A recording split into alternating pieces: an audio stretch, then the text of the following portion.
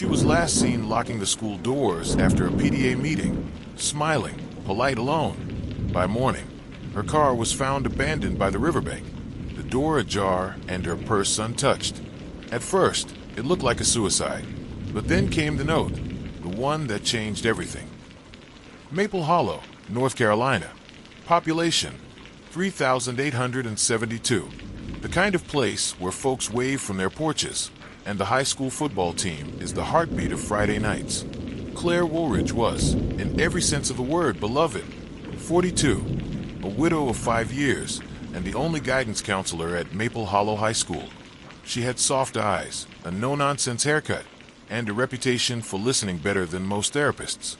Students confided in her. Parents trusted her. Teachers relied on her, which is why when Claire didn't show up for work the morning of November 9th, it was more than unusual. It was alarming. By noon, a maintenance worker found her Subaru parked at the Southbridge River overlook. Door open, purse on the passenger seat, keys in the ignition. Her scarf was tangled in the gear shift, as if it had been caught in a rush. To Sheriff Tom Halbert, it looked like a suicide. Maybe she'd snapped. She'd never really gotten over her husband's death. Her house had been quiet, her phone untouched since the night before. But something felt off. There was no note, no footprints toward the water, no body. And then something changed. 2 days later, as school secretary Linda Grover began the painful task of boxing up Claire's office, she found a sealed envelope taped beneath the bottom drawer of Claire's desk.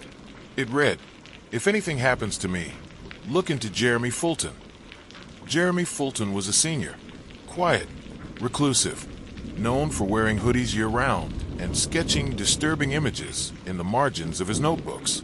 His mother had died when he was 10. His father, Glenn Fulton, was a reclusive Vietnam vet with a record of minor domestic disturbances. The Fultons lived in a crumbling house at the edge of the woods. But Claire's file showed something more. Private counseling notes, emails, and flagged behavioral reports. She'd spent the last few months meeting with Jeremy at least once a week, sometimes twice. He'd been opening up, slowly, carefully. In one entry, dated 2 weeks before her disappearance, Claire wrote, "Jeremy hinted at violence in the home. Bruising. Fear. I need to go carefully. He's afraid of someone. I don't think it's his father."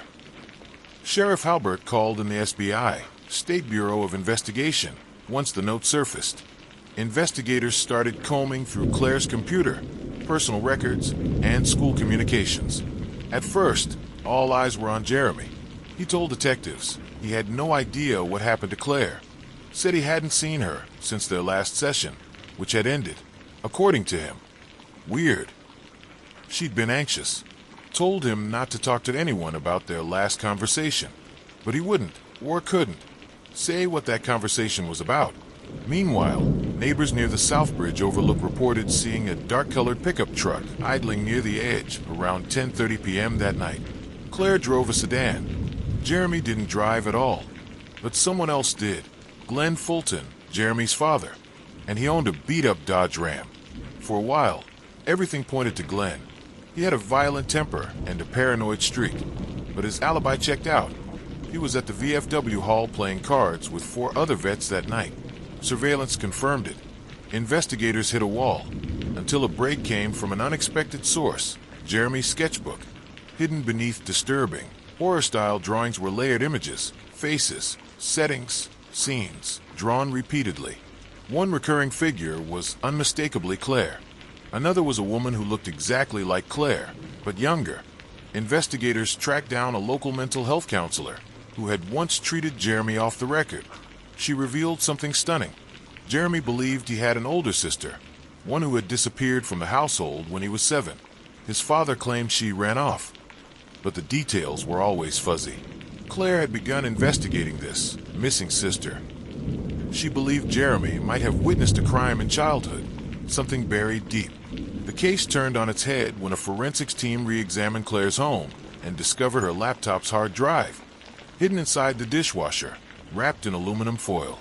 On the drive was a folder titled Melissa Fulton. Inside were scanned court records, foster care files, and a sealed juvenile report. Claire had discovered that Glenn Fulton had a daughter, Melissa, who disappeared in 2008. No missing persons report was ever filed, but Claire believed Melissa had died and that Jeremy had seen it. In her last audio journal entry, Claire's voice was tense. If Jeremy remembers, this entire town may be forced to answer for what it ignored. I think someone doesn't want that truth out, and I think they're watching me. Then came the twist no one expected.